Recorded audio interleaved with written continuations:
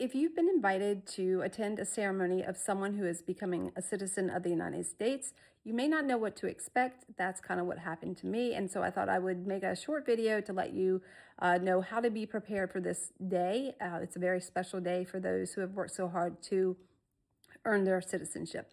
So we were told, we kind of thought that the doors were going to open at 9:30, that you could go into the courthouse. So we arrived at 9 a.m. The ceremony we attended was on Granby Street in Norfolk, Virginia. I'm sure that they're different in other places, but this is just what we experienced today. So there was a long line. I was surprised at the amount of people were there. I understand that they do this every other week. And that is always crowded like that. We later learned that there were 97 candidates to become citizens of the United States this morning. Very, very sweet. So we ended up standing in line for about an hour. I think they finally opened the doors about 10:30, and you get checked. You've got to have your ID with you. It is You don't even need to bring your cell phone because they're just going to put it in a locked bag.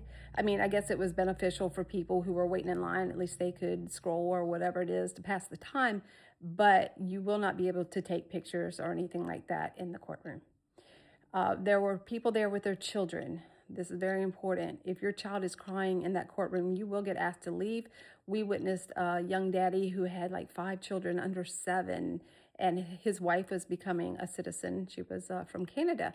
And the 2-year-old started crying, and we tried to help him. We took some of the kids and let them sit on the bench with us because you cannot stand up in the courtroom. You have to be seated. There were a lack of seats. And this dad with his children was finally asked to leave, and I felt terrible. I even offered to stand outside with the kids. But I don't know them. And of course, I felt so bad. I just thought I would offer it up, but he ended up missing the ceremony because they will not allow crying children or disruption like that. One of my friends bought a book to read because she evidently did more research than I did, and she knew that there was going to be a waiting time. And it was interesting to see all the people. Again, there were 97 candidates today. And when the judge came in, of course, you rise, and he had each candidate say their name and where they were from. And that was really neat to hear all the different countries. I heard Germany quite often, Ghana, Mexico, Philippines. So they were from all over the world. And I just wondered what their stories were. But I'm proud of all of them for working hard to get their citizenship. My friend who was becoming a citizen was from Mexico, and it was just an honor to be able to be there to witness this special day in her life.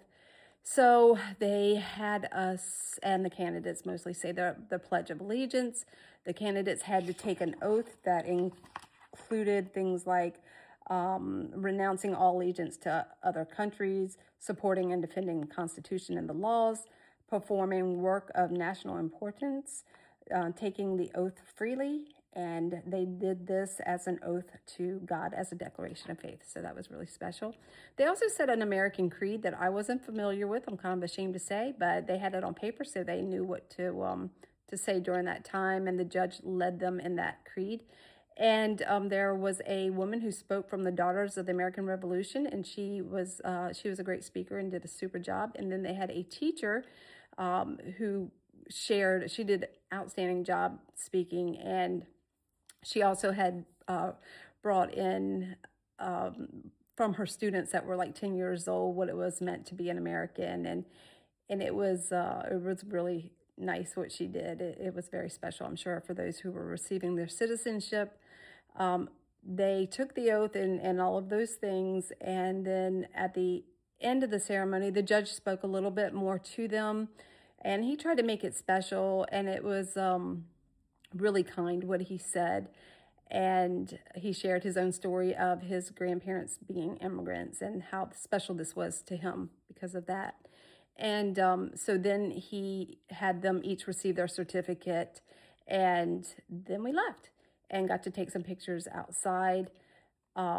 It was a special day for these people. They worked hard, but it is a long morning. It was from 9, and then I think we got out about 12. I just didn't think it was going to be that long, but it well worth it to witness this beautiful ceremony. But that's what we experienced. It was special, but it was a lot longer, and so you might want to bring a book. Leave your cell phone in the car. Think twice about bringing young children because you might be asked to leave if they're disruptive, and just enjoy the special day of celebration.